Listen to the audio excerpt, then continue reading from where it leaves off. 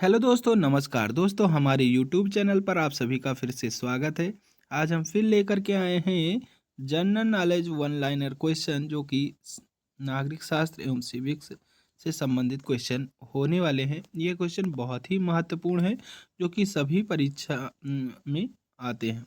तो आपको video full watch करना है, जिससे कि आपको फ़ायदा मिल सके। तो चलिए देर न करते हुए हम क्वेश्चन स्टार्ट करते हैं। संविधान के किस अंग में लोक कल्याणकारी राज्य की अवधारणा निहित है? तो राज्य के नीति निर्देशक तत्वों में लोक कल्याणकारी राज्य की अवधारणा निहित है। राज्यसभा में राष्ट्रपति कितने सदस्यों को मनोनीत करता है? तो राज्यसभा में राष्ट्रपति कुल 12 सदस्यों को मनोनीत करता है। राज्य के नीति निर्देशक सिद्धांतों के संदर्भ में यह टिप्पणी किसने की थी कि यह एक ऐसा चेक है जिसका भुगतान बैंक की सुविधा पर निर्भर करता है? तो यह जो है सिद्धांत के.टी. शाह ने दिया था। इन्होंने टिप्पणी करी थी। संविधान सभा का गठन किस योजना के अंतर्गत प्रस्तावित किया गया है? तो संविधान सभा का गठन कैबिनेट मिशन योजना के अंतर्गत प्रस्तावित किया गया। भारत के चौथे राष्ट्रपति कौन थे? तो भारत के चौथे राष्ट्रपति वीवी गिरी थे। कौन थे? वीवी गिरी जी थे। पंचायती राज व्यवस्था का उद्घाटन पंडित जवाहरलाल नेहरू द्वारा 2 अक्टूबर 1959 में किस स्थान पर किया गया था? तो पंचायती राज व्यवस्था का उद्घाटन जो है नागौर राजस्थान राज्य में 2 अक्टूबर 1959 में किया गया था। ठीक है, एक नागौर स्थान पड़ता है जो कि राजस्थान में स्थित है, वहां पर इसका उद्घाटन हुआ था। ठीक है। भारतीय संविधान के किस अनुच्छेद में किसी भी रूप में अस्पृश्यता निषेध का प्रावधान है? तो अनुच्छेद 17 में इसका प्रावधान दिया हुआ। लोकसभा के 545 सदस्यों में से कितने सदस्य संघीय क्षेत्रों से निर्वाचित होते हैं? तो 13 सदस्य जो हैं वह संघीय क्षेत्रों से निर्वाचित होते हैं। 1947 में भारतीयों को सार्वभौम सत्ता सौंपने की योजना किस नाम से जानी जाती है? तो माउंटबेटन योजना के नाम से जानी जाती है। भारतीय संविधान की आधारभूत संरचना से क्या तात्पर्य है?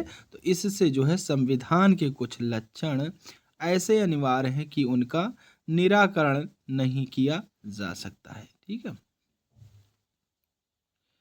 कौन सी क्रिया विधि ऐसे धन विधेयक को अंगीकार करा लेती है जो एक बार लोकसभा द्वारा पारित किया जा चुका हो किंतु राज्यसभा द्वारा संशोधित किया गया हो? तो यह पारित समझा जाएगा यदि लोकसभा इसे संशोधन स्वीकार अथवा अस्वीकार करते हुए दोबारा पास कर दे।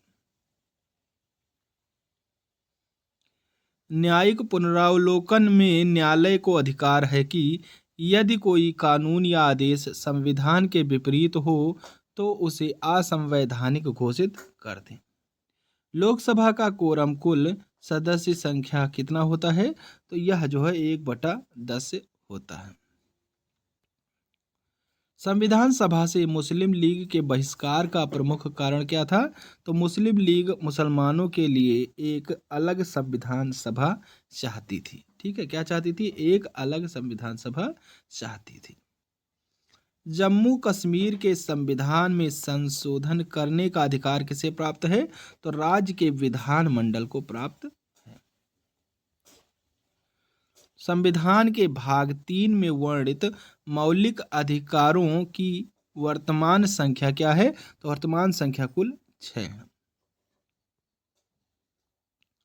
विधानसभा के सत्रावसान की अवधि में राज्यपाल द्वारा जारी किए गए अध्यादेश की अधिकतम अवधि कितनी हो सकती है? तो अधिकतम अवधि संविधान सभा सत्र प्रारंभ होने के 6 सप्ताह तक हो सकती है। किस राज्य के आरक्षण विधेयक को नवीं अनुसूची में सम्मिलित किया गया है? तो तमिलनाडु के आरक्षण विधेयक को नवीं सूची में सम्मिलित किया गया है। राज्यसभा के सदस्य चुनने के लिए विधानसभा में किस प्रकार का मतदान होता है? तो राज्यसभा के सदस्य चुनने के लिए विधानसभा में खुला मतदान होता है। किस सदन का अध्यक्ष अब्लिक सभापति उसका सदस्य नहीं होता है? तो राज्यसभा का जो है सदस्य किसी भी सदन का अध्यक्ष सभापति नहीं होता है। यदि किसी विधि या संवैधानिक संशोधन को नवी अनुसूची में रख दिया जाए तो इसका परिणाम क्या होता है? तो यह न्यायालय में वाद योग्य नहीं रह सकता है। एकमात्र कौन सा अधिकारी किसी भी सदन की कार्यवाही में भाग ले सकता है? तो भारत का अटॉर्नी जनरल जो है वह किसी भी सदन की कार्यवाही में भाग ले सकता है, जिसको हम महान्यायवादी के नाम से भी जानते हैं। भारत की स्वतंत्रता के समय कांग्रेस अध्यक्ष कौन था? तो भारत की स्वतंत्रता के समय कांग्रेस का अध्यक्ष आचार्य JB कृपलानी थे। 15 अगस्त 1947 और 26 जनवरी 1950 के मध्य भारत का राजनीतिक दर्जा क्या था? तो ब्रिटिश राष्ट्रकुल का एक अधिराज्य था। गणतंत्र के रूप में भारत का जन्म कब हुआ? तो गणतंत्र के रूप में भारत का जन्म 26 जनवरी 1950 को हुआ था। संविधान की प्रस्तावना में भारत के लिए किन शब्दों का प्रयोग किया गया है?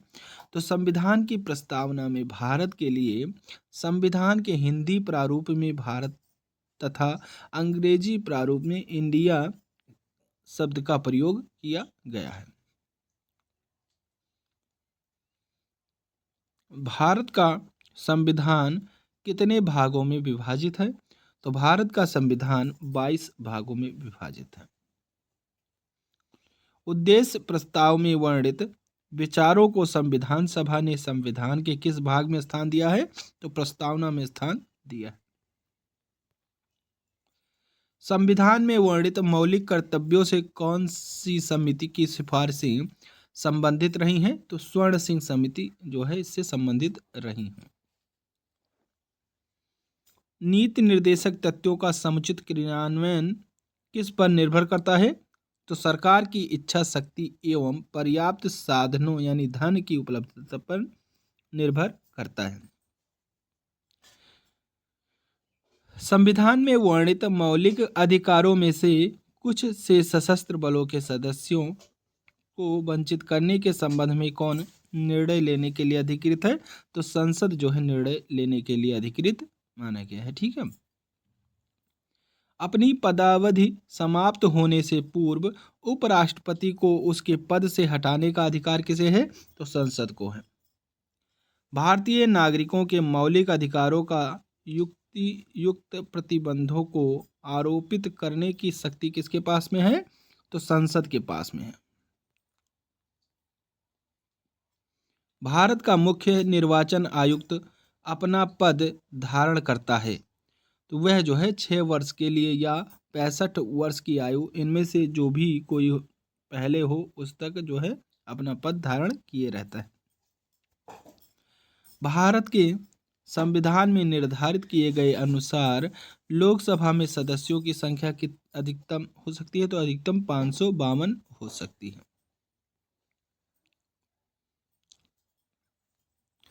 भारत के राष्ट्रपति के चुनाव में भाग लेते हैं तो भारत के राष्ट्रपति के चुनाव में संसद के दोनों सदनों के निर्वाचित सदस्य तथा राज्य विधानसभाओं के निर्वाचित सदस्य ही भाग लेते हैं।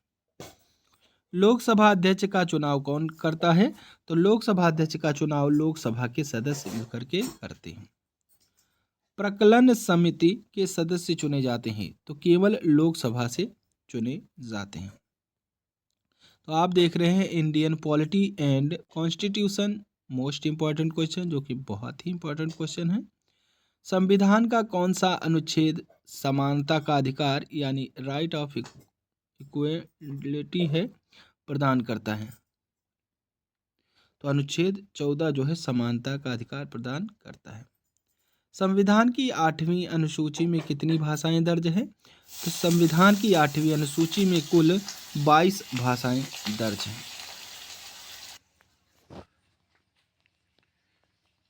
संविधान के 44वें संशोधन से किस मौलिक अधिकार को वापस ले लिया गया है? तो संपत्ति के अधिकार को वापस ले लिया गया है। किसी राज्य में विधान परिषद की समाप्ति अथवा उसकी स्थापना किस प्रकार की जा सकती है? तो उस राज्य की विधानसभा द्वारा ऐसा करने के लिए प्रस्ताव पारित करने के उपरांत संसद द्वारा की जा सकती है। राज्य भाषा विभाग किस मंत्रालय के अंतर्गत कार्य करता है? तो राजभाषा विभाग जो है वह गृह मंत्रालय के अंतर्गत कार्य करता है, यानी मिनिस्ट्री ऑफ होम अफेयर्स के अंतर्गत। कौन सा संविधान संशोधन भारत में पंचायत राज के सुदृढ़ीकरण से संबंधित है? तो 73वां संविधान संशोधन जो कि 1992 में हुआ था, वह जो है भारत में पंचायत राज के सुदृढ़ीकरण से संबंधित माना गया है। ठीक है। वर्तमान में कितने राजनीतिक दल भारत निर्वाचन आयोग द्वारा मान्यता प्राप्त राष्ट्रीय दल हैं? तो कुल 7 मान्यता प्राप्त राष्ट्रीय दल हैं, जिसमें से Bahujan Samaj Party, Bharatiya Janata Party, Communist Party of India एवं Communist Party of India, Marxist, Indian National Congress तथा नेशनल कांग्रेस पार्टी तथा राष्ट्रीय जनता दल। यह कुल जो है 7 पार्टी हैं, इनको जो है भारत निर्वाचन आयोग द्वारा मान्यता प्राप्त है। ठीक है। संविधान सभा की प्रथम बैठक 9 दिसंबर 1946 को डॉक्टर सच्चिदानंद सिन्हा की अध्यक्षता में हुई।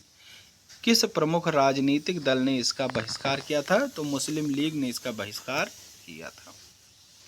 संविधान सभा के संवैधानिक सलाहकार पद पर किसकी नियुक्ति की गई है? तो डॉक्टर BN राव की नियुक्ति की गई है।